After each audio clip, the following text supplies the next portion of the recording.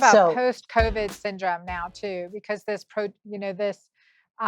seems to be lasting for months, doing well and then having respiratory issues again. What are you seeing? What do we do about it? How do we help patients experiencing this who've had this kind of prodromal or prolonged recovery time period? yeah. So, what's interesting about COVID is that we as physicians are going back to our roots in observation. And I don't think until we pool data and observational data, including intelligence, that we'll really totally understand this.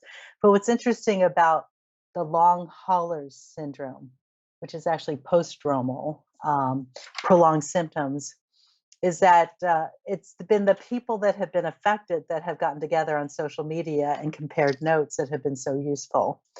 But if you read the literature, JAMA, the Journal of the American Medical Association, published an article about a month ago.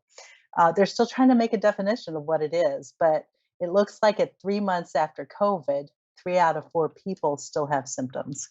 Those symptoms can include chest pains, muscle aches, inability to exercise, sleep disturbance, brain fog, and shortness of breath.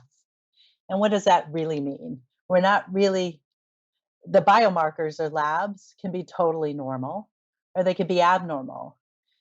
In the clinical trial I'm helping to design, we're actually trying to figure out what biomarkers we could use, what labs we could use at baseline, propose a very progressive intervention in the field of regenerative medicine, and define our cohort, and then see how they do. So that's an active process. If anyone has any ideas, Dr. O'Neill Smith and I are actually trying to design that this week. But I really like the collaboration and collegiality between multiple specialties, academic, clinical, outpatient like myself, inpatient, just to beat this virus or to kick COVID-19 to the curb.